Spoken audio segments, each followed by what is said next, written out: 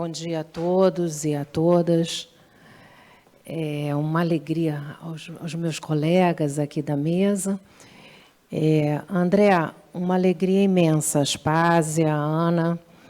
Eu estou realmente emocionada, porque, como jornalista, nós temos o privilégio, né? Eu acho que o jornalista tem o privilégio de conviver e de estar com pessoas e lugares que, muitas vezes, Sérgio, as outras pessoas não conseguem. Seja porque são eventos fechados, às vezes, seja porque são autoridades, como o ministro Márcio, enfim. E como jornalista de 30 anos aí de trilha, eu tive o privilégio de conviver com o Alfredo durante muito dessa caminhada, né? E o Alfredo, eu queria trazer esse recorte para vocês, porque eu estou vendo algumas carinhas novas e outras que conviveram também, né? O Alfredo, como destacou a Aspásia, ele era um tocador. Ele não era só uma pessoa que sonhava e realizava, né? Ele realmente ia para frente e pensava e estava sempre agregando e tentando trazer a todos. Então, privilégio porque eu tive essa oportunidade de poder conviver. E desde que Plurale foi criada, Plurale é uma revista e um site independente, muita luta. E nós tivemos nessa caminhada esse apoio de pessoas como Alfredo, como Sérgio, como Aspásia, como André, como Ana e tantos outros que eu vejo por aqui, para conseguir ir para frente. E aí, contar uma história para vocês que o Alfredo participou, o Sérgio também estava lá, a Aspásia, de um evento que nós realizamos pela Plurale, e depois combinamos várias coisas, enfim. Quando o livro foi lançado, o Descarbonário, eu tinha trocado uma mensagem com ele e falamos, então, nós vamos fazer uma entrevista. Eu tinha acabado de ler o livro e não deu tempo de fazer a entrevista. Foi difícil, foi muito difícil. A gente conseguiu fazer uma edição especial. Eu não consegui trazer, porque essa edição acabou muito rápido, Ana. O André, depois eu compartilhei com vocês. Mas quem quiser estar no site, quem quiser ver, tem uma homenagem bonita para o Alfredo. E eu queria ler assim, muito rapidamente. O Alfredo, apesar de ele ser uma pessoa muito otimista, como lembrou a Aspásia, naquela época ali, ele estava realmente preocupado, né? Com a situação das mudanças climáticas, que é o enredo aqui da nossa conversa, né? Desse nosso diálogo. E eu trouxe ontem, eu fui resgatar, tentei resgatar, né? O que é que pensava Alfredo nessa época, né? E ele dizia, e isso está no livro Descarbonário, para quem não leu, eu recomendo. Aliás, eu recomendo todos os livros dele, que são geniais. O Carbonário, que é histórico, né? É célebre, e o Descarbonário, encerrando esse ciclo, né? Mas Alfredo, que, como todos destacaram, está aqui presente, falava, né, no livro, né? Ele diz: a mudança climática é o principal problema da humanidade. Sairá do controle rumo a níveis apocalípticos se fracassarmos na estreita janela de oportunidade que nos resta. Então, quer dizer, tem uma janela de oportunidade aí, né? Nisso que a gente está falando. E a situação internacional é hoje pior do que em 2015, quando foi assinado o Acordo de Paris, né? E aí ele fala um pouco de mundo, de Brasil. Então, é isso que eu queria trazer um pouco aqui para a gente, essa janela de oportunidades. Trouxe a edição recente para compartilhar com vocês. Tem vários estudos de caso, de ESG, como disse o Maeda, colega nossa brilhante também, quer dizer, sobre isso, é sobre prática, é sobre praticar, é sobre compartilhar, é sobre isso que nós estamos falando. Então, eu queria, por favor, passar primeiro para a Andréia, trazendo aqui a visão da COP, da academia, e depois a gente vai ter os outros colegas. Lembrando que a gente está ao vivo, agradecer a participação de quem está ao vivo, e a participação de Firjan e patrocinadores e a todos. Por favor, Andréia. Bom. Obrigada, Sônia. Antes de mais nada, eu gostaria aqui de agradecer imensamente, né, a liderança do André Esteves, né, por tocar e dar continuidade a esse legado de um evento tão importante, tão relevante, né, para a agenda não só ESG, né, mas também para o tema sustentabilidade e mudanças climáticas, né, o pensar e o reconstruir, replanejar as cidades. Então, a gente está aqui hoje nesse evento, graças à liderança sua, André, eu agradeço imensamente, e trazer a memória e, ao mesmo tempo, a presença, né, que a gente sabe que o Alfredo Sirkis, com certeza, está aqui.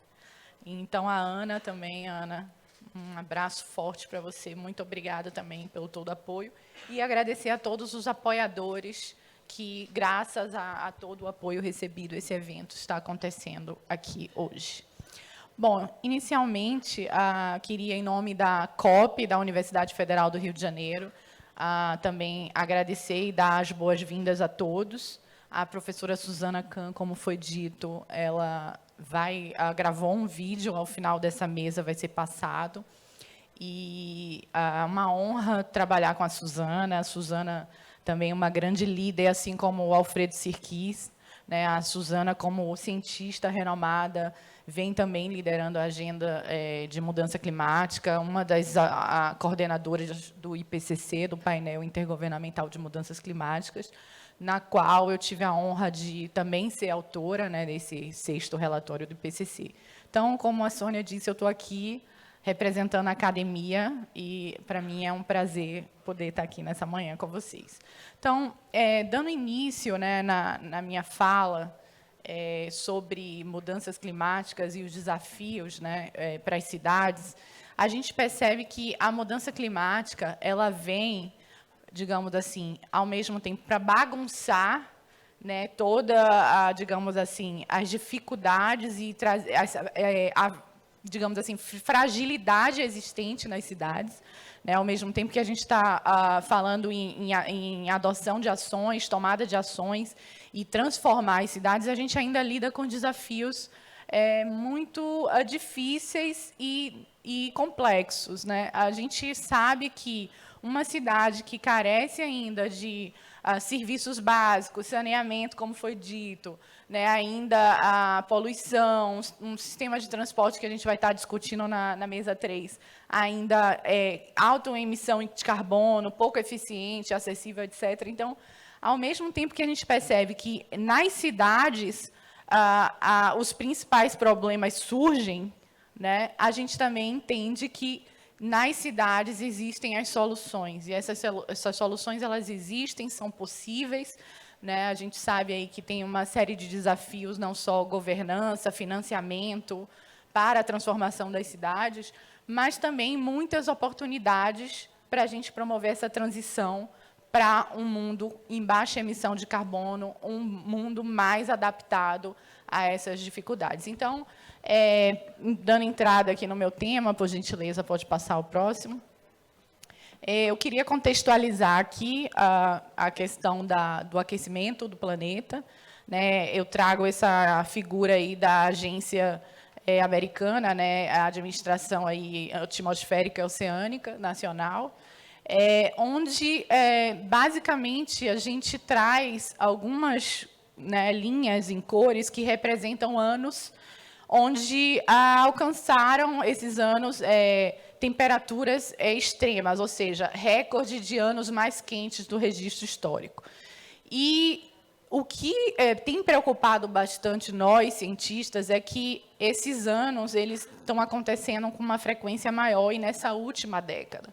Ou seja, desde o período da Revolução Industrial, a gente vem contribuindo, digamos assim, negativamente na concentração desses gases, e esses gases são os responsáveis por esse aquecimento adicional na atmosfera.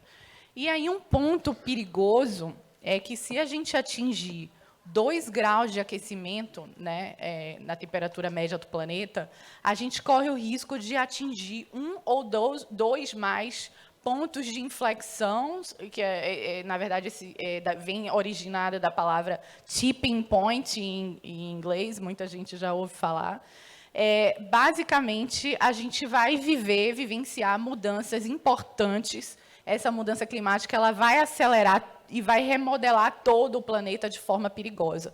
Então, por isso que a gente vem alertando que nós vivemos uma emergência climática. A gente nem fala mais em mudança, é uma emergência.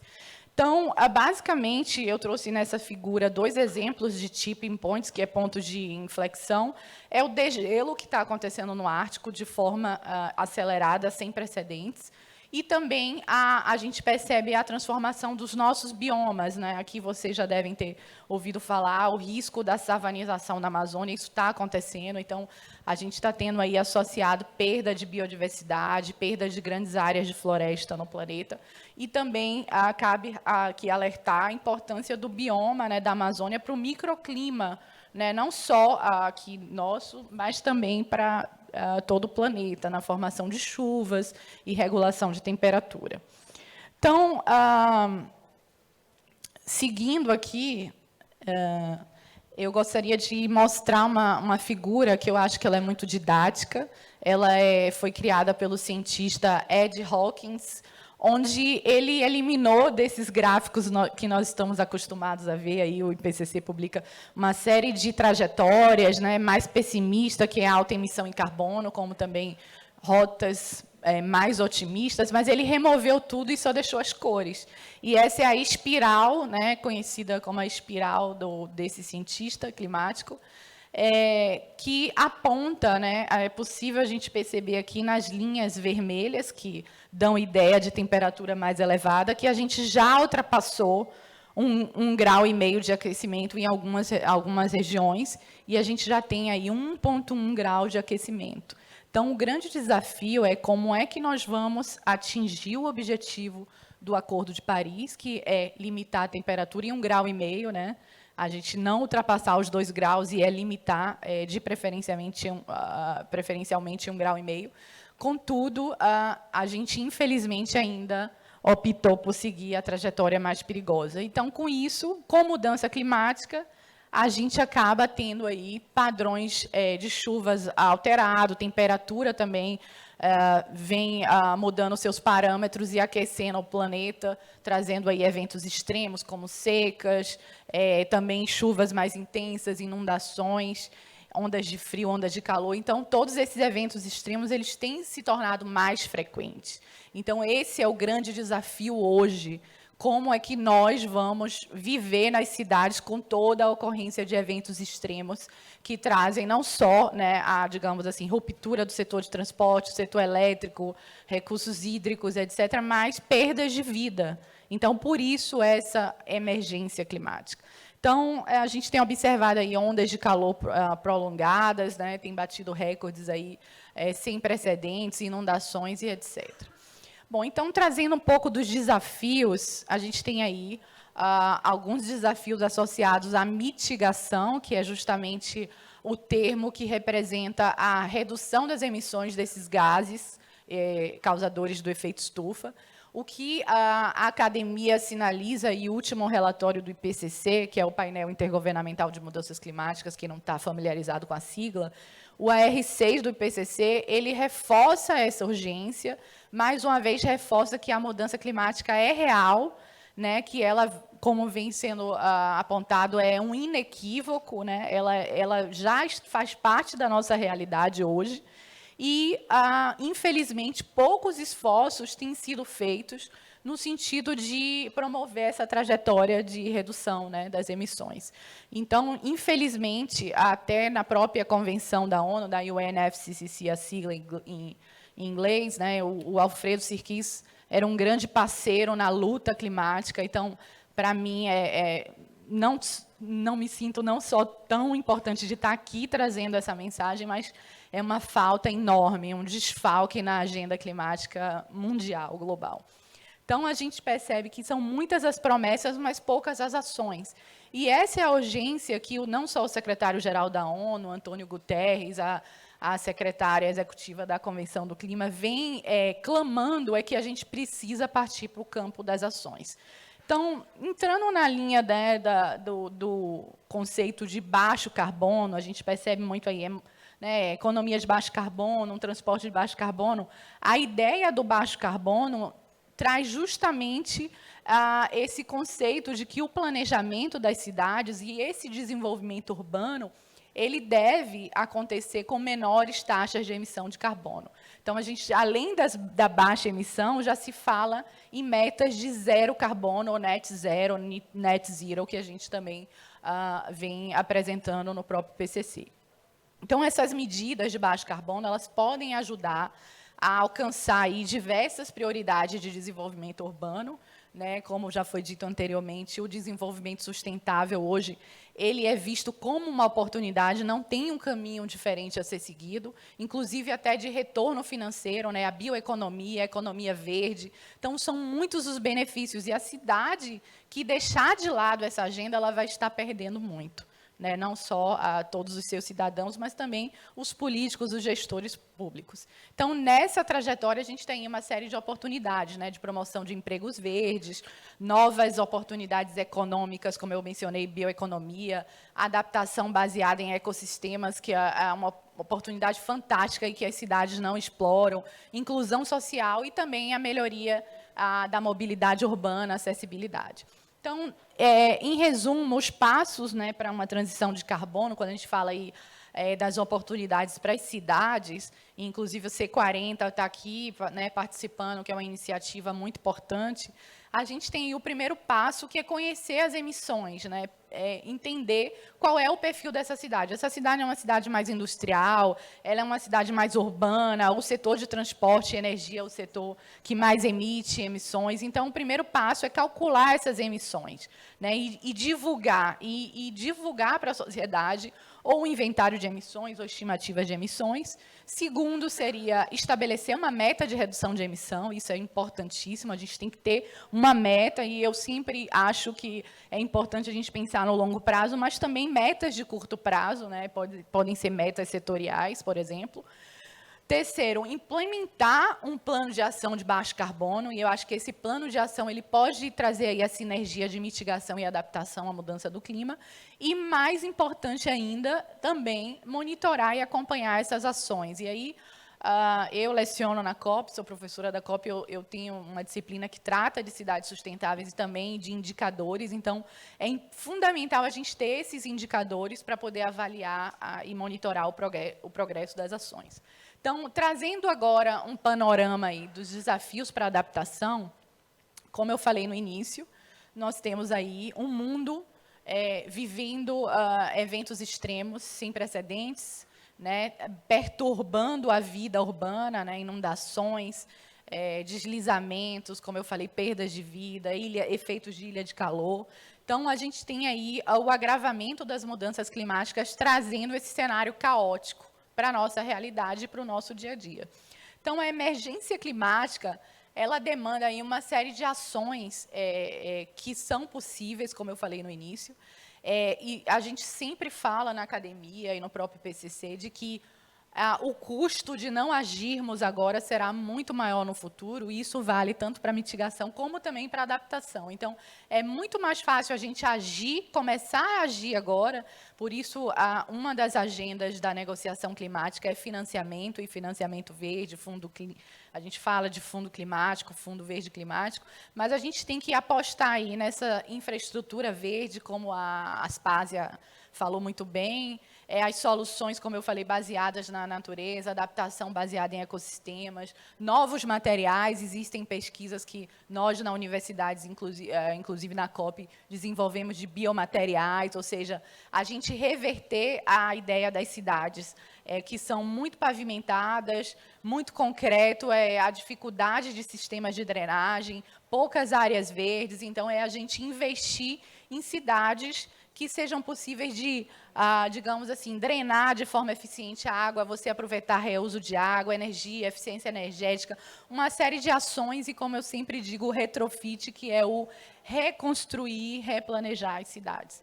Então, é muito importante a gente pensar na sinergia das ações entre mitigação e adaptação. E aí, fechando já aqui a parte de eventos extremos, a gente percebe que são muitos os eventos que já vêm acometendo as cidades em todo o mundo. A vulnerabilidade ela varia de acordo com as características, as especificidades de cada cidade. Claro que uma cidade num país em desenvolvimento, onde ela já sofre com questões sociais, econômicas enfim, de própria estrutura, infraestrutura adaptada, ela é mais vulnerável. Então, tem todo o risco de sofrer muito mais com esses eventos. Então, as medidas de adaptação no Brasil, geralmente, elas são implementadas aí como resposta à ocorrência desses eventos extremos ou desastres naturais também.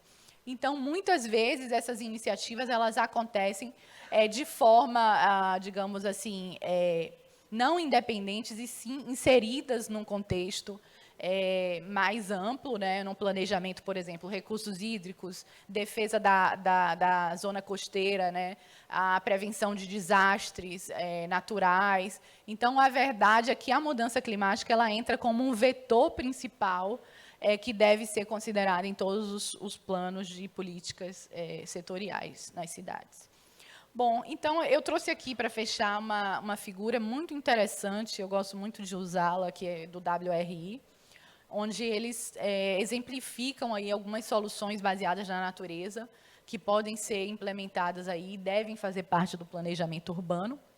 Então, a gente fala muito em infraestrutura verde, mas também, como foi colocado, a gente fala em cidades verdes, cidade azul, pensar na questão do oceano, na água como fundamental, e para isso a gente tem aí algumas opções, telhados verdes que reduzem o calor, né, e também são isolantes térmicos no inverno, ou seja, tem a questão aí do microclima ou regulação de temperatura, também diminuem alagamentos em grandes cidades. Então, a gente tem que tornar essas cidades mais permeáveis. A gente vem acompanhando transformações no mundo, onde a gente acompanha cidades com áreas verdes, parques lineares. Então, é um exemplo de retrofit eficiente.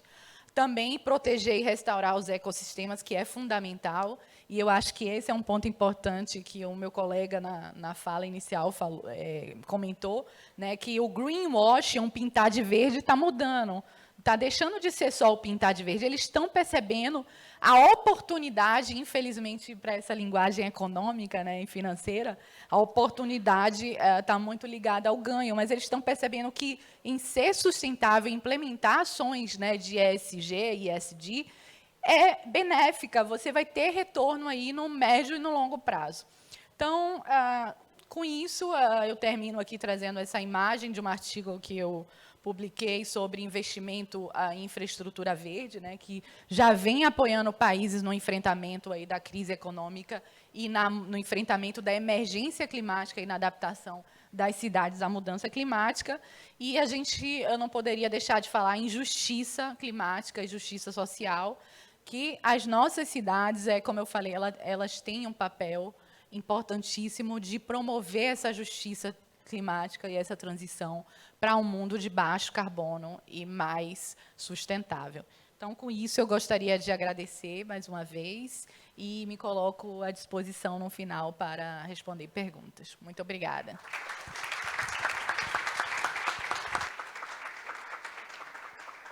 Muito obrigada, professora Andréa Santos, brilhante, sempre muito rico, né, informações muito importantes.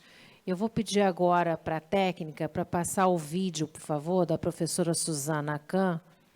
A professora Suzana, ela adoraria estar conosco hoje, mas, infelizmente, as agendas são cada vez mais concorridas, né?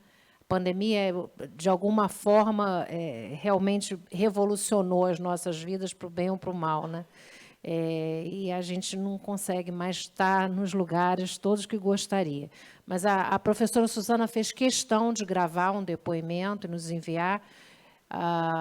Só lembrando, a professora Suzana é prêmio Nobel, junto no grupo do IPCC, orgulho tremendo do trabalho do time brasileiro, que envolve COP, envolve academia, vários, professor Carlos, enfim, um time imenso, né? Então, pedir, por favor, para a técnica para passar o vídeo da professora Suzana. Bom dia. Inicialmente, eu gostaria de destacar a importância desse evento, que, lamentavelmente, eu não vou poder estar presente. Eu digo isso porque a mudança do clima intensifica e amplia os problemas que muitas vezes já são conhecidos nas cidades, né? As cidades figuram simultaneamente como grandes agentes da mudança climática e também são os locais onde os impactos do clima poderão ser mais catastróficos, porque é onde está a maior parte da população, né? O mundo cada vez é mais urbanizado. E os estresses climáticos, eles poderão resultar em efeitos cascata, né, ao longo dos diferentes sistemas urbanos de infraestrutura, que são muito interdependentes entre si, né, no setor de água, saneamento, energia, transporte. Mas entrando especificamente no tema dessa mesa, que é sobre quais são as soluções, as oportunidades para combater a mudança do clima, eu vejo que é o desenvolvimento que nos capacita a melhor enfrentar os efeitos da mudança climática, né? Uma região mais desenvolvida, ela tem mais ferramentas para se adaptar, porque tem mais recursos para implementar as estratégias de adaptação. Basta ver como uma população de uma região mais desenvolvida é menos impactada do que uma região mais pobre em eventos catastróficos similares. A gente pode perceber isso, um exemplo bem claro é Bangladesh e Holanda, né? São cidades baixas onde o aumento do nível do mar causa uma série de problemas e, no entanto, um país como a Holanda tem muito mais capacidade de enfrentar, né, esse efeito da mudança climática do que Bangladesh. Né? Portanto, as soluções que promovam o desenvolvimento sustentável da cidade, com a inclusão de toda a população nesse desenvolvimento, é a melhor maneira que eu vejo de se enfrentar essas mudanças climáticas. Mas, de uma forma mais pontual, seria ter uma cidade mais amigável a estratégias de baixo carbono, seja no transporte, nas construções, parques, espaços ventilados. Isso tudo contribui para que não tenhamos ilhas de calor, né, que só intensificam os efeitos do aquecimento global. E, nesse sentido, então, o recém-criado Distrito Zero, né, no centro do Rio de Janeiro, está muito bem alinhado com essa perspectiva. Eu acho que esse é o caminho.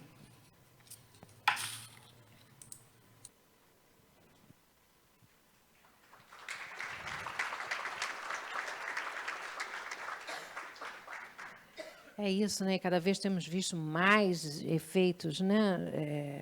Emergência climática, né? Nas cidades, seja aqui no entorno do Rio de Janeiro, no próprio Rio de Janeiro, né? Pernambuco, enfim, cada vez mais presentes.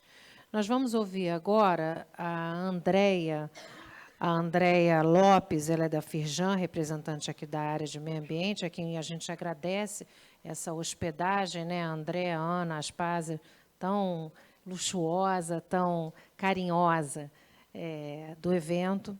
E trazer esse recorte, Andréia, por favor, do papel das empresas, né? Do papel de como que esse segmento pode realmente contribuir e tem contribuído para esse cenário atual, por favor. Perfeito. Tá ligado? Tá. Obrigada, Sônia.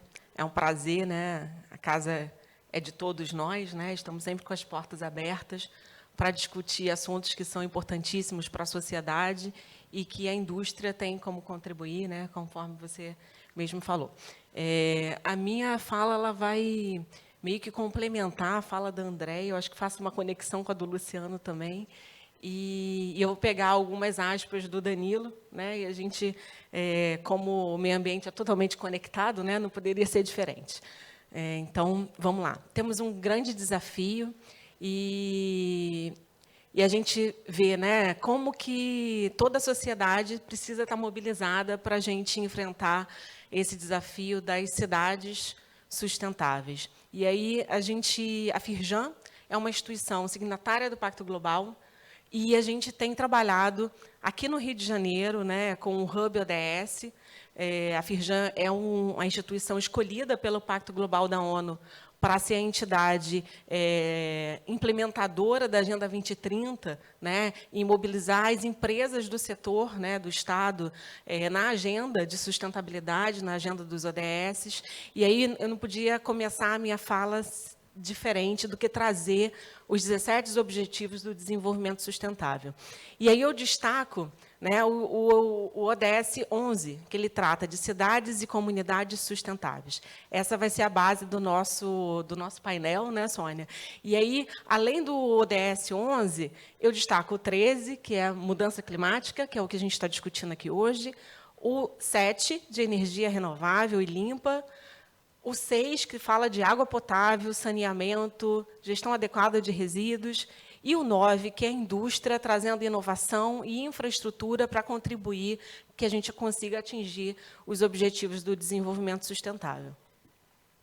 A Agenda 2030 não é uma agenda somente de governos, de Estado, de empresas, é uma agenda de toda a sociedade. E aí, pegando o gancho da fala do Danilo, né, a fala inicial, como a gente trata a questão de ESG e as mudanças climáticas? As práticas ambientais, sociais e de governança, elas estão cada vez sendo mais valorizadas pela sociedade, pelos consumidores e, principalmente, pelos investidores, né? Então, isso fala diretamente com os negócios, fala diretamente com essa mudança de paradigma. E aí a gente volta à fala do Sirkis, quando ele falava de descarbonização, né, alguns anos atrás, e a gente, mas isso é impossível, né? Como é que a indústria entra nessa agenda de descarbonização? E hoje a gente vê mais próximo dessa realidade empresas de forma voluntária, assumindo seus compromissos de redução de emissões, como a Andréa falou, né, a importância da gente mitigar as emissões, né, porque o que você gasta na mitigação é muito menor do que você gasta com adaptação e com resolver as perdas e os danos que as mudanças climáticas causam nas cidades e na sociedade. E nesse contexto, né, trazendo também uma visão de futuro do Sirkis, as empresas já estão dizendo, olha, eu vou ser net zero, eu vou traçar essa trajetória de descarbonização. Então, a gente está engajado, né? A indústria está engajada nessa agenda, e a gente sempre lembra, na época, do Sirkis falando, olha, a indústria tem que descarbonizar, e a gente falava, não, sim, mas era uma realidade mais distante, né? E hoje a gente vê como isso está sendo impulsionado, inclusive pelos investidores, né? Acho que isso é uma mudança de rota, e que a indústria e a sociedade está envolvida nesse caminho. E, trazendo mais um exemplo, né, o relatório de riscos globais do Fórum Econômico Mundial, ele apontou, né, em 2021, a mudança climática como principal preocupação para 2022. Ou seja, é um fórum econômico que, dentro de todos os riscos trabalhados dentro do fórum, a mudança climática foi considerada como o fator de risco mais importante para 2022. E aí eu trago algumas informações sobre os impactos que as mudanças climáticas têm causado nas cidades, na sociedade como um todo, né? O relatório, né, de risco global, o índice de risco global, né, de 2021, ele mostra já, entre 2019 e 2020, foram 475 mil mortes decorrentes às mudanças climáticas.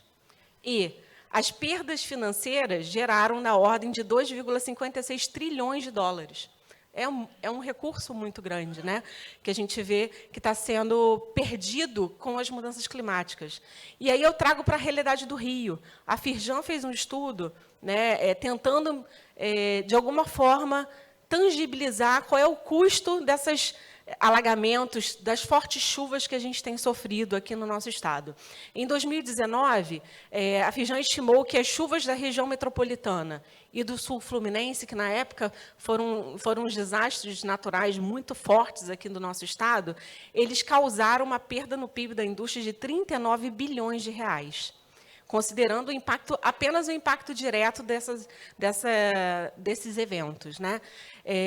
Em 2022, né, agora a gente teve as chuvas de Petrópolis, né, que a Firjan também fez uma estimativa de 665 milhões de reais de perda com as chuvas de Petrópolis. E a gente não fala só de perdas, né, financeiras. O mais importante é salvar vidas, né? A questão da mudança climática, ela também não está, como a gente fala de ESG, mas a ESG também tem a questão social, a questão da comunidade. Então, os eventos climáticos extremos, né, eles estão também afetando as pessoas, as vidas e os negócios. Quando a gente fala de excesso de chuva, né, e o impacto que isso causa nas cidades, a gente também tem um impacto causado pela falta da chuva, né, que são a escassez hídrica. Em 2015, né, a gente está tendo várias ondas, né, de seca, de escassez, que está tendo um impacto na geração de energia elétrica, né? Cada vez mais a gente vê essa correlação entre água e energia. E aqui na região sudeste, na época, né, em 2015, a gente teve uma restrição, né, hídrica na época, e a Firjan fez uma pesquisa com as empresas e em torno de 30% das empresas já sentiam na pele, né, no seu operacional, a falta do recurso hídrico e como ele é importante. Então, a segurança hídrica passa a ser e se torna cada vez mais importante também para os negócios. Fazendo a correlação entre mudanças climáticas e cidades. Né? Segundo a ONU, a gente viu a fala do Sirkis ali no vídeo, né? A estimativa é que cada vez mais a gente povoa as cidades, né? Ocupem as cidades. Então, até 2050, 6,5 bilhões de pessoas vão viver em áreas urbanas. E como que as cidades vão estar preparadas para que a gente consiga viver nesse ambiente? Né? As cidades ocupam hoje 3% do território mundial. No entanto, elas representam 75% do consumo mundial de energia e 70% das emissões de gases de efeito estufa. Então, como a Andréa falou, aqui está o problema e aqui também está a solução, né? São nas cidades. Então, mostra mais uma vez a importância de a gente estar discutindo isso aqui. E aí, eu vou trazer para a Agenda 2030 os objetivos do desenvolvimento sustentáveis, as metas que já têm atreladas com esses objetivos.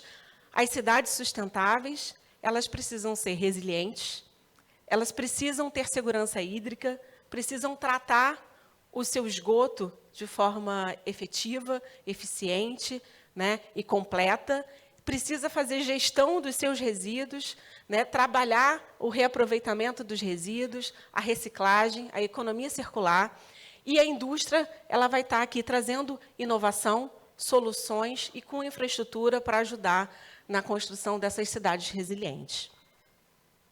Para a gente mostrar o que a Firjan já tem feito, né, a gente tem o movimento Viva a Água Baía de Guanabara, que é um movimento em parceria com a Fundação Grupo Boticário, com o INEA, com o IDG, o Instituto Manise, o Comitê de Bacia da Baía de Guanabara e o Sistema B. Esse é um projeto que nos dá muita alegria, porque traz várias vertentes que a gente trabalha aqui na Firjan, né? A conservação da natureza, a restauração florestal, o estímulo ao empreendedorismo, o fortalecimento da segurança hídrica é importante. Trabalhamos adaptação baseadas na natureza, soluções baseadas na natureza, que é a forte pegada desse movimento Viva a Água Baía de Guanabara, e tudo isso com foco em adaptação às mudanças climáticas na região da Baía de Guanabara e do entorno. Também, já trazendo resultados, a gente tem o Prêmio Firjan de Sustentabilidade. Estão com as inscrições abertas, as empresas que estão nos assistindo, todas as pessoas que tiverem projetos, empresas, né, que tiverem projetos de sustentabilidade. A Firjan tem o objetivo de contribuir para o desenvolvimento sustentável do nosso Estado. E através... Até quando, André? Eu acho que é 14 de agosto, se alguém confirma. Tempo, né? Dá tempo, ainda temos aí mais um mês aí. Desde 2013 a gente tem essa iniciativa, né, de ser um repertório, né, trazer para a Firjan, né, o conhecimento de todas essas ações que ocorrem no nosso Estado, né, em prol da sustentabilidade. Desde 2013, nós tivemos 441 projetos participando do Prêmio Firjan. Esses projetos juntos, eles economizaram 11 milhões de megawatt-hora, então a gente mostra a eficiência energética da indústria e das empresas em prol da mitigação das emissões de gases de efeito estufa, e juntos sequestraram ou evitaram mais de 4,6 milhões de toneladas de gases de efeito estufa.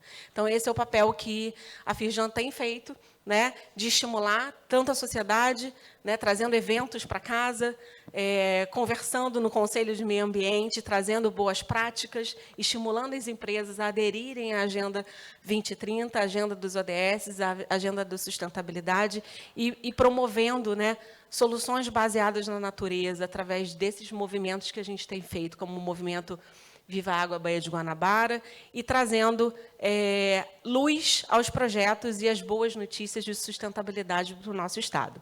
E, para a gente terminar, né, as considerações finais, nós queremos cidades resilientes, sustentáveis, e isso é uma responsabilidade de todos, né? Então, estamos todos engajados nessa mesma causa. E temos soluções, né? Eficiência na gestão da água e da energia, a diversificação da matriz energética, fontes alternativas de água, infraestrutura tradicional, que a gente conhece, né, da construção civil, em conjunto com as soluções baseadas na natureza. Então, a gente não precisa ter uma ou outra, a gente pode compor uma solução com essas duas vertentes para que a gente tenha soluções mais assertivas, gestão adequada dos resíduos sólidos urbanos e estimular a reciclagem e a economia circular. E a gente vai ter uma transição para uma economia de baixo carbono e cidades mais sustentáveis e mais resilientes. E agradeço a participação, Sônia. Obrigada.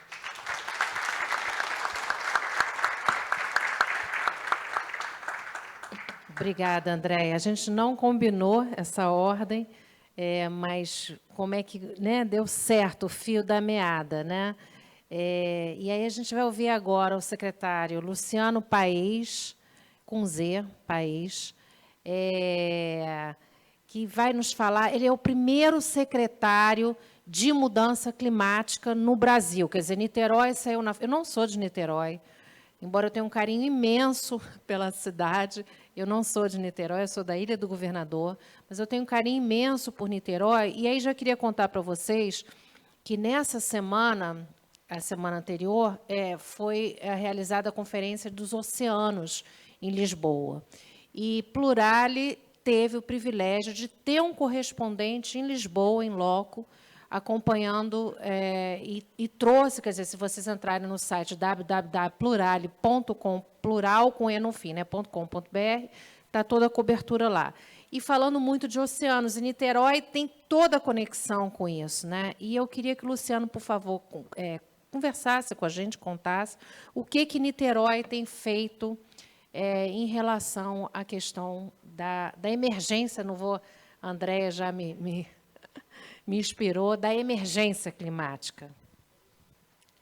Sônia, muito obrigado, bom dia para todos. Obrigado, Andréia.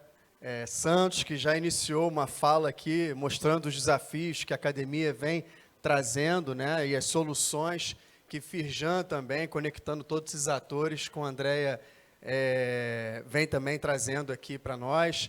E eu vou mostrar um pouco o que Niterói vem desenvolvendo a nível governamental. Niterói, como Sônia já antecipou, é a primeira cidade em nível municipal que criou uma estrutura dedicada às questões climáticas, uma estrutura municipal.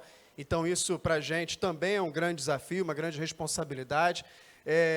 Me honra muito de poder coordenar esse processo. Eu vou conversar um pouco com vocês aqui a respeito disso. É uma secretaria muito recente, foi criada no ano passado, em fevereiro de 2021, e de lá para cá a gente conseguiu avançar bastante, e muito disso se deve a diversos pares, instituições que estão aqui presentes, tanto na plateia, quanto assistindo também online, e também os apoiadores, né, como o C40, a NAMA, a própria COP, ICLEI, né, um grande parceiro também, Firjan. Então, esses esforços eles precisam ser mostrados, né? E eu agradeço muito, André Esteves, por promover toda essa rodada aqui de debate nesse processo tão importante, caro e fundamental que a sociedade precisa construir em conjunto. Bom, para nós existe aí uma competência fundamental, né, que é fazer toda a criação e o cuidado da política pública de mudanças do clima em nível municipal. Para isso, então, a gente tem três grandes vertentes principais, né? A gente vai fazer a criação dessa política, né? Construir os objetivos, as diretrizes. Para isso, fazer essa articulação, né, com todos os principais atores nesse processo, tanto dos planos setoriais, planos integrados, né, e também fazendo isso, em especial, nesse terceiro item que eu estou mostrando aqui para vocês, a participação da sociedade. Né? Então, a participação da sociedade, ela legitima o processo, ela consolida as ações. Então, sem sombra de dúvida, Niterói está fazendo um papel de governança fundamental nessa área. Eu vou mostrar um pouco para vocês como que a gente constrói essa governança climática em nível local aqui. Bom, a gente tem alguns eixos, rapidamente, eu vou mostrar eles para vocês. A gente tem um eixo da gestão participativa integrada. Esse eixo, então, ele criou, né, uma série de instrumentos de governança. Então, a gente criou em Niterói o primeiro Fórum Municipal de Mudanças Climáticas, criamos o primeiro também Fórum das Juventudes em Mudanças Climáticas, né?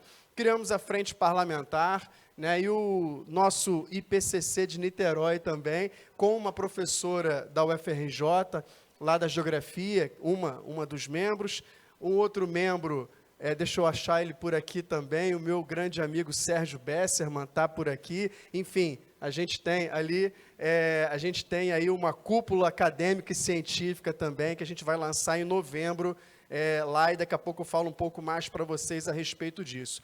Só para amplificar um pouco aqui rapidamente, o Fórum Municipal é um fórum, então, que existem 4 setores, né? Existe a universidade, o poder público, a sociedade organizada e empresas. Então, 4 setores discutindo, contribuindo, propondo as ações de clima na cidade de Niterói.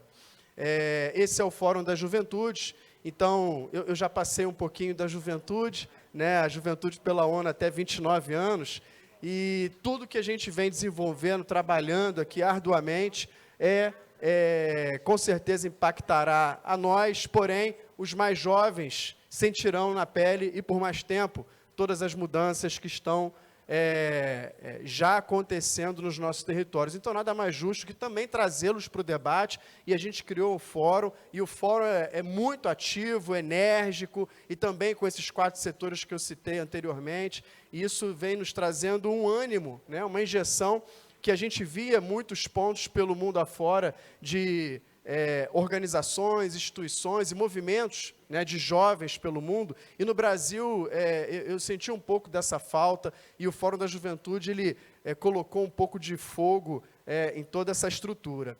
A gente também criou o CONCLIMA, que é o Comitê Intersecretarial de Mudanças Climáticas. Esse comitê ele é muito estratégico para nós, porque envolve 10 secretarias de governo. Então, nenhuma ação, nenhum projeto, né, sai dessas secretarias sem, por exemplo, passar pelo CONCLIMA. Então, o CONCLIMA vai dar aquele tom da emergência climática, né? Então, emergência essa, a gente não fala mais crise, porque a crise ela pode passar em algum momento, né? E a emergência... Tomara, né? Estamos esperando até hoje, né? Então, tomara. Esse é um grave problema, né? E aí a gente, então, quando coloca na emergência, a gente coloca nessa graduação que a professora Andréa mostrou. Então, muito importante que as cidades precisam, né, colocar e promover esse debate. Então, o CONCLIMA é um importante instrumento de gestão. Então, mostra de forma integrada e participativa como também a gente trabalha dentro do governo municipal. Todas essas ações, elas precisam sair de ações de governo e para ações de Estado.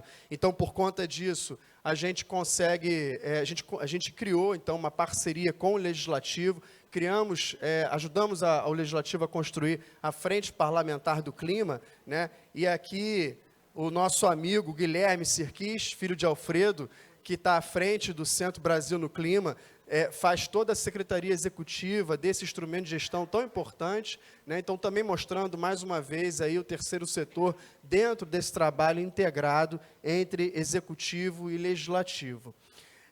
Aqui é o nosso painel, né, o nosso IPCC de Niterói. A gente está agora num processo de estruturação desse painel, estruturação essa que a gente está fazendo todo o inventário dos últimos 10 anos, de 12 secretarias de governo, com ações e projetos ligados à adaptação e mitigação. Então, a partir desse produto feito, a gente, então, constrói a plataforma que tem essas personalidades aqui de destaque no cenário nacional e internacional. Eu queria agradecer a presença também do meu amigo, professor, advogado, Rogério Huck, que também está na plateia e também faz parte aqui desse painel.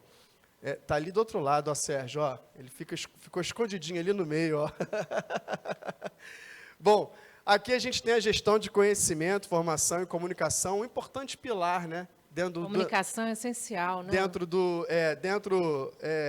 dos ODS, né, a gente tem um destaque muito importante nessa parte de comunicação. O que a gente está fazendo aqui hoje é isso, né, é sensibilizar, é comunicar as boas práticas, né, para a gente poder, então, promover as diversas ações que podemos fazer em conjunto. Aqui a gente está criando um programa, a gente já criou um programa de capacitação corporativa dentro do próprio município, já capacitamos 135 jovens também do município, né, em Niterói, e criamos também um projeto piloto numa escola que eu já vou mostrar para vocês já aqui. Bom, já antecipei esse slide, né? Então esse curso online foi um curso aberto para jovens da cidade de Niterói. Então é fundamental que a gente construa essa sensibilização também com atores da sociedade, e esse curso ele foi feito no final do ano passado em parceria com a Universidade Federal Fluminense. A gente montou a ideia e a UF ela construiu esse cenário, né?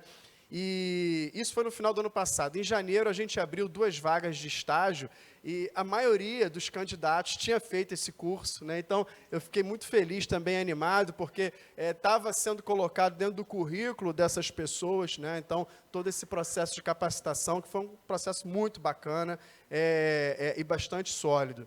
Bom, aqui é a plataforma que temos hoje, né? Então, da cidade de Niterói, em especial da Secretaria de Clima. Essa secretaria, então, está mostrando todos os projetos e principais ações nessa plataforma, e essa plataforma, em novembro, a gente transforma ela para o nosso IPCC, que também é uma forma de comunicar, né?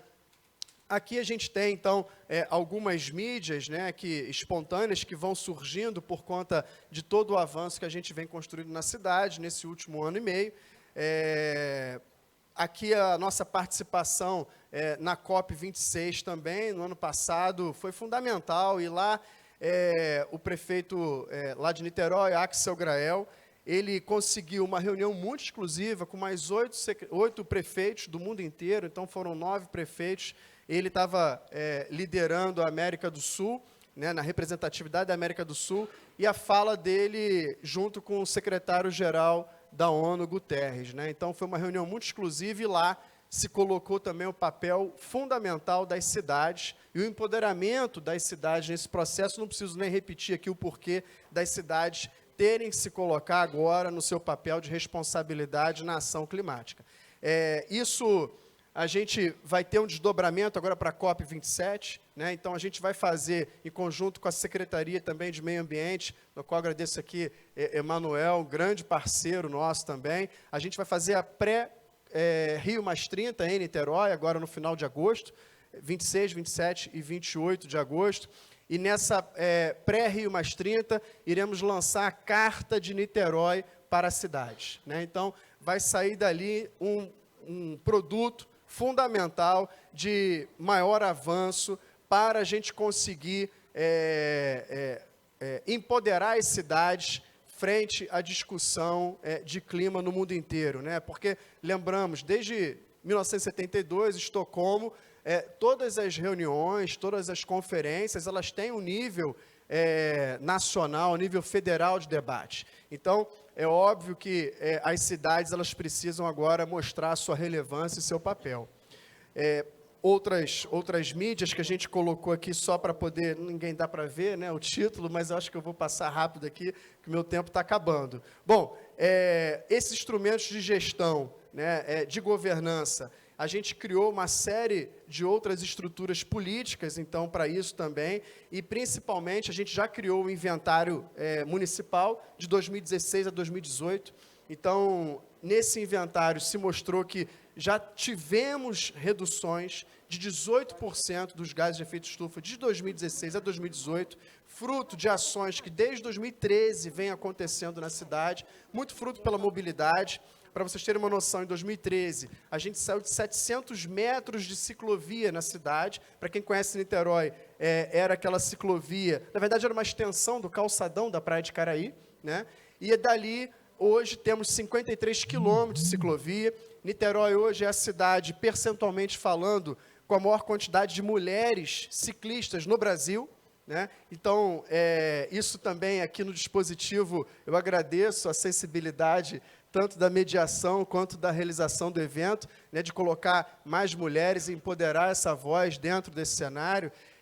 E só fazendo mais um adendo com relação às bicicletas. A gente tem uma rua principal na cidade de Niterói, que é a Roberto Silveira. Essa rua hoje, de segunda a sexta-feira, é a rua por onde passa a maior quantidade de bicicletas no estado do Rio de Janeiro. Só perdemos no final de semana para Copacabana. Então, lembrando que segunda a sexta, quem vai ao trabalho de um modo geral, né? Então, para as escolas, para a universidade. Então, isso nos motiva muito a continuar seguindo em frente esse processo. Aí está a imagem de uma ciclovia que a gente inaugurou recentemente. O nosso grande desafio dentro de uma cidade que cresceu de forma orgânica é interconectar todas elas. Estamos fazendo isso. Até 2024, a gente dobra esse número, a gente vai para 120 quilômetros de ciclovia na cidade de Niterói. Nosso objetivo é colocar Niterói como sendo a cidade mais ciclável do Brasil. Bom, aqui a gente tem o programa de educação climática, um programa amplo que a gente está construindo na cidade. Nesse momento de transição de mudanças climáticas, se a gente não colocar a educação como sendo a principal ferramenta nesse processo, eu acho que não tem muito porquê. Eu sou professor de formação também, sou geógrafo, estou fazendo um doutorado lá no FRJ, né? E trabalhei durante 20 anos em sala de aula, e sei como a educação pode transformar o cenário. Por conta disso, a gente já começou a construir esse projeto piloto, que está sendo mostrado nas imagens aí. Esse projeto piloto ele vai desdobrar para a construção desse programa, que já estamos encaminhando para o Legislativo, e até 2024, com todos os debates e audiências públicas na Câmara dos Vereadores, a gente inclui dentro do Plano Municipal de Educação. Então, teremos a questão climática dentro do Plano Municipal de Educação. Para só resgatar aqui algumas ações, por exemplo, que eu, enquanto professor, tive, né, em algumas escolas participei.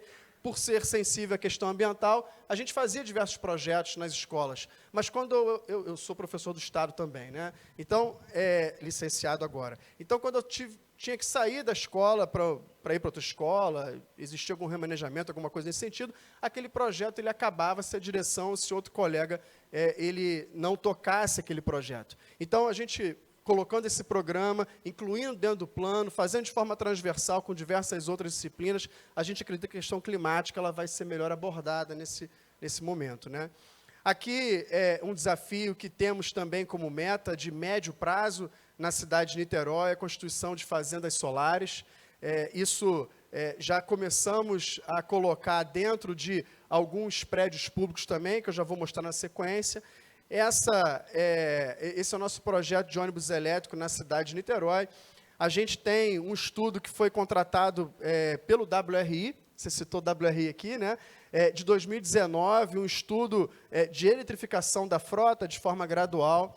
A gente fez um primeiro teste já com o ônibus elétrico durante 6 meses, né? Então faremos outro teste agora, e em paralelo estamos junto lá com a Câmara de Comércio Exterior do Ministério da Economia, fazendo uma conversa para ver se existe uma redução de importação da tarifa para os ônibus aqui chegarem no Brasil. Por quê? Hoje a tarifa é de 35%, a gente quer fazer até 0%, Niterói com mais 8 cidades que têm o compromisso de compra, então a gente quer fazer num período de 3 anos, 3.000 unidades. Hoje a única fábrica que produz ônibus elétrico no Brasil é uma fábrica chinesa, a BYD, que ela só consegue produzir 15 unidades por ano, então não atende nem a demanda da cidade de Niterói, né? Então, que dirá Rio de Janeiro, São Paulo, São José dos Campos, Florianópolis, Recife, Campinas e todas as outras 8 que eu não vou citar aqui agora. Bom, a gestão de emissões ela é fundamental não só para a gente poder fazer avaliação, inventário e também monitorar todo esse processo, né? Por conta disso, essa gestão de gases ela passa pela questão da justiça climática. A gente lançou 2 semanas atrás o primeiro projeto de carbono neutro em uma comunidade do Brasil, né? Projeto do Caramujo. Convido a todos a a visitarem, a olharem esse projeto. Depois eu vou deixar aqui os nossos contatos. Mas é fundamental, porque no último relatório que você citou, né, o relatório 6 do IPCC, mostrou claramente isso, que todos nós seremos impactados pelas mudanças climáticas, porém os mais vulneráveis, 15 vezes mais. Né? Quem mora em área de risco, quem tem uma situação socioeconômica baixa, automaticamente essas pessoas terão uma interferência, um impacto gigantesco nesse cenário climático. Então, a orientação do governo é da gente investir e focar nas áreas de comunidade. O slide saiu? Obrigado. Eu estou acabando. E aí, automaticamente, iniciamos esse processo. É um processo com articulação de 8 secretarias de governo, a concessão de água, Águas de Niterói, e também a Enel nessa parceria. E ali a gente tem uma moeda social, que é a moeda Araribóia Niterói, que é a principal moeda de transferência de renda hoje no município. Essa moeda, então, a partir da capacitação das famílias, né, que faremos, as famílias elas vão atingindo as suas metas, elas se qualificam para ganhar, então, um plus na moeda Araribóia. Então, é um projeto social, acima de tudo, que é fundamental para as pessoas mais vulneráveis do município. Né, aqui é o complexo do Caramujo, né, toda a comunidade do Caramujo. A gente vai iniciar nesse primeiro trecho, nessa primeira sub-área, né, então, aproximadamente aí 1.000 moradores, né, então temos 300 domicílios atingidos nesse primeiro momento, 6 meses dessa primeira implementação até o final do ano. Em janeiro, a gente já começa a fazer as entregas a partir das metas. Né? Bom, aqui, o primeiro hospital neutro em carbono do Brasil também vai sair. Né? O Hospital Getulinho, o inventário de gases já está pronto, a gente já conseguiu fazer ele nesse breve, curto espaço de tempo. Agora, a gente vai partir para o plano de ação, e a partir do plano de ação, então, as metas para que esse hospital seja neutro em carbono. Imagina pensar em mobilidade, em resíduo, em energia, em um hospital. Então, a gente está conseguindo construir isso no hospital de referência pediátrico do Estado do Rio de Janeiro, que é o Hospital Getulinho, que tem 500 funcionários e tem um atendimento gigante dentro desse cenário. Bom, aqui é o Observatório do Clima, né, que é um projeto ainda que temos. A gente quer implementar esse observatório e trazer, então, todo esse processo de governança que temos, né, trazer a universidade, a sociedade, as empresas, para a gente discutir dentro de um edifício totalmente sustentável, 100% sustentável, com as principais tecnologias. Estamos em busca de financiamento, né? Então, Firjan pode ajudar um pouco a gente nesse cenário também, mas a ideia é a gente construir uma referência, né, de um prédio público no Brasil e no mundo, porque ainda não existe isso no mundo, né? Um edifício dedicado a ações, a palestras, a pesquisas, né, e por aí vai. Bom, aqui os acordos, né, que temos para cumprir, nada disso que eu falei aqui é do nada, é por acaso, existe toda uma construção por detrás. Esses pactos nacionais e internacionais firmados acabaram gerando, então, metas de curto, médio e longo prazo até 2050 para a Secretaria do Clima de Niterói. Né? Então, a gente tem aí parcerias entre cidades, Niterói e Maringá foi a primeira, então, a aderir, e a gente criou, há 2 semanas atrás, na Conferência Brasileira do Clima, que foi em Niterói, a sub-rede de cidades pelo clima, tendo o ICLEI como sendo gerenciador dessa rede de cidades pelo clima. Então, fundamental, porque quando eu comecei o trabalho em Niterói, muitos prefeitos, secretários me ligavam: Luciano, me passa um pouquinho do que vocês estão fazendo, como vocês montaram a estrutura. E aí eu senti, então, uma necessidade de a gente criar uma rede para troca de experiências. Né? Então, a gente conseguiu fazer isso agora também. Né?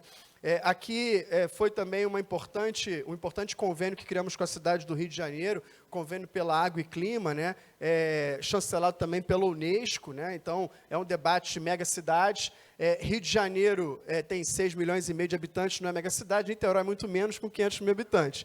Mas a gente se junta e sensibiliza a rede metropolitana, que tem 11,5 milhões de habitantes, a gente consegue se credenciar para megacidades. E foi isso que a gente fez, e é isso que a gente vem atuando também em rede metropolitana. Aqui o Race to Zero, então, essa corrida ao zero colocou Niterói também como sendo signatária, uma das primeiras signatárias no Brasil, e a partir dela, então, até 2050, a gente zerou a emissão de carbono líquido para a atmosfera. Eu queria agradecer muito, desculpa se eu fui um pouco corrido, eu tinha 15 minutos para falar, eu acho que eu estourei só um pouquinho o tempo, mas estou aqui também aberto e disponível para todos, para a gente poder conversar a respeito. Muito obrigado, ótimo dia para todos.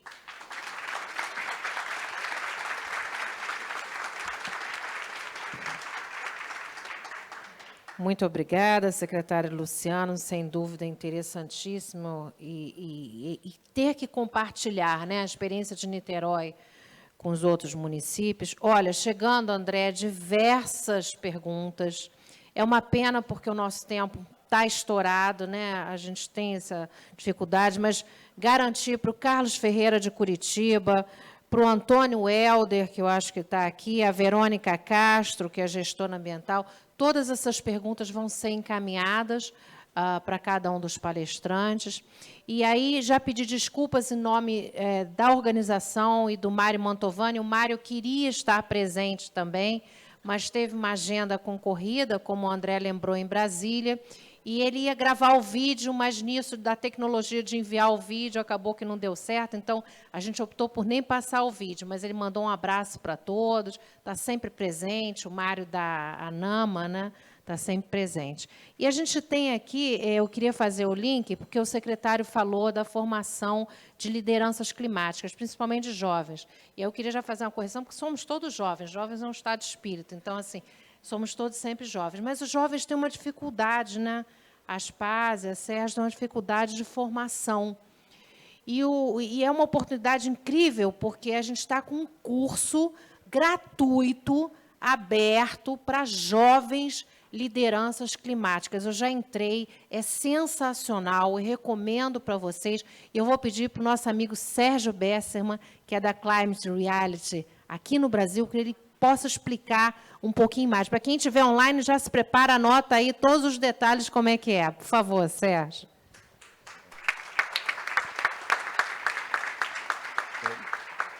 Muito obrigado, eu vou ser extremamente breve. Vamos começar com um parabéns enorme ao Onda Azul, meu amigo André Esteves. A gente se habituou a marcar o tempo pela presença nas Cidades Verdes a cada ano. Eu estava meio desnorteado do tempo, pandemia e falta de Cidade Verde. E pela honra de falar em seguida a uma mesa com a Andréia, professora Andréia, com o meu amigo Luciano, que me deixou deprimido.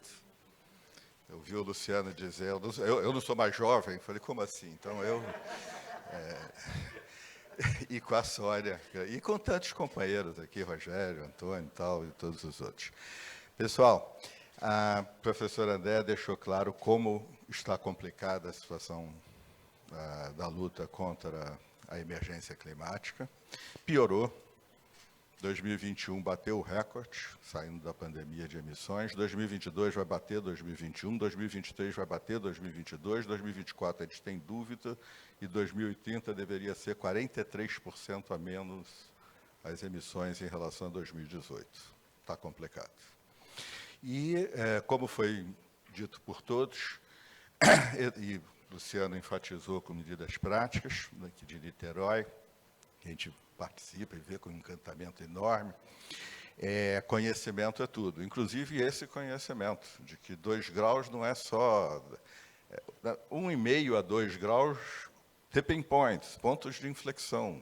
Vai atravessar a rua às 3 horas da manhã, qual é a probabilidade de vir carro? Pequena, mas a gente olha, né? Que se vier e a gente não tiver olhado. E aí, eu agradeço de novo ao André, e ao Cidades Verdes pela oportunidade. Convido a todos, nós vamos ter um treinamento agora, na segunda quinzena de agosto, do Climate Reality Project, é o projeto do Al Gore no mundo inteiro. Al Gore vocês todos conhecem, da Verdade Conveniente, mas já em 1988 ele levava Jim Hansen, grande cientista de nível do mar, diretor do Instituto Goddard, da NASA, no passado, e foi o primeiro que foi ao Congresso norte-americano e reproduziu aquela frase da Apollo 13, que a gente vê no filme do Tom Hanks, Houston, we have a problem. Então, em 88, ele dizia, Washington, we have a problem. Em 92, todos os líderes, na maior reunião de chefes de Estado da história aqui do Rio de Janeiro, Rio 92, assinaram que mais do que 2 graus era inaceitável do ponto de vista do princípio da precaução. E agora, 30 anos depois, exatos, metade dos gases de efeito estufa da atmosfera foram emitidos de 92 para cá. Então, transmitir a realidade do conhecimento que a gente tem, como a professora Andréa fez e todos aqui, é fundamental. O treinamento é gratuito, em português, online. As únicas sessões obrigatórias, porque nós estamos vivendo um momento muito especial, né? As lives, agora a cultura do streaming prevalece, e a gente vê em vídeo, não vê mais em live. Então, são 2 sessões obrigatórias, Al Gore, Carlos Nobre, Isabela Teixeira, Ailton Krenak, Emicida, Luana Genot, porque o foco em justiça climática, que Luciano, Sônia, todos aqui compartilham tanto, a professora Andréa falou. E como nós falhamos no Climate, o material era para estar dentro da sacola. O André organiza tudo no nível de detalhes espetacular. Mas o Instituto Onda Azul, então, vai transmitir por e-mail a todos que se inscreveram o e-mail para inscrição do treinamento. Muito, muito obrigado. Um abraço.